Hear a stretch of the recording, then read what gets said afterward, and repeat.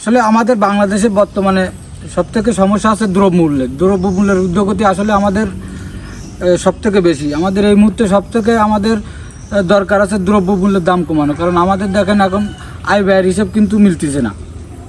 আমাদের আয় ব্যয় হিসেবের সাথে অনেক তফাৎ হয়ে যাচ্ছে। আমরা যা আয় করি তার থেকে কিন্তু আমাদের খরচটা বেশি হয়ে যাচ্ছে, যার কারণে আমাদের বাংলাদেশে কিন্তু এখন সবথেকে দ্রব্যমূল্যের যদি দাম কমাতে সবথেকে বাংলাদেশের লোক মনে হয় সবথেকে খুশি হতো।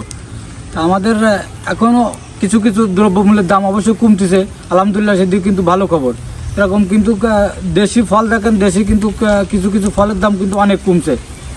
সেদিনকে আমি গত 2 দিন আগে ড্রাগন ফল কিনছি 100 টাকা কেজি। তাহলে এই ফল কিন্তু আমি আরও 2-6 মাস আগে কিন্তু 200-300-400 টাকা করেও বিক্রি হয়েছে, এখন কিন্তু 100 টাকা। সেক্ষেত্রে কিন্তু আমাদের একটা ভালো খবর।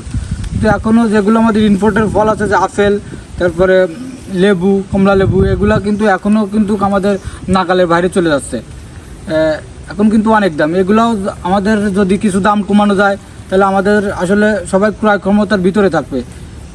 আরও কিছু কিছু দাম দেখলাম, কিছু একটা চিনির দামও কিন্তু দেখছে 10 টাকা কেজিতে কমছে। আসলে অনেকের বলবেন যে মাত্র 10 টাকা কমছে, এতে কী হবে? আসলে 10 টাকা কিন্তু অনেক কিছু। 1 কেজি চিনিতে যদি 10 টাকা দাম কমে, এই কারণে কিন্তু শুধু চিনির জন্যই যে দাম কমছে না, এই চিনির দাম কমার কারণে কিন্তু আমাদের বাংলাদেশে অনেক পণ্যেরও কিন্তু দাম কমে যাবে। কারণ দেখেন মিষ্টির দোকানে কিন্তু গিলে দেখা যাচ্ছে যে কিন্তু চিনিতে কিন্তু মিষ্টির দোকানে ব্যবহার হয়, তারপরে যারা চা কফি অন্য বিভিন্ন কাজে ব্যবহার করা হয়। এই একটা প্রোডাক্টের কারণে আমাদের দেশে কিন্তু অনেক জিনিসের দাম বেড়ে যায়। কিছুদিন আগে মিষ্টি যদি কিনতে যাই, আজকে কিনতে গেছি মিষ্টি কত 220 টাকা কিংবা 250 টাকা কেজি। 2 দিন পরে গেলে দেখা যাচ্ছে সেই জিনিস বলছে যে 300 টাকা। তাহলে ভাই 2 দিন আগে তো আমি মিষ্টি কিনলাম 250 টাকা, আজকে 300 টাকা, ভাই চিনির দাম বেশি। যার কারণে কিন্তু একটা প্রোডাক্টের যদি দাম কমে যায়, চিনি 10 টাকা কমছে, আরও যদি কিছু কমানো যায় তাহলে কিন্তু অনেক প্রোডাক্টের দাম কমে যাবে। সেক্ষেত্রে কিন্তু আমাদের জন্য ভালো।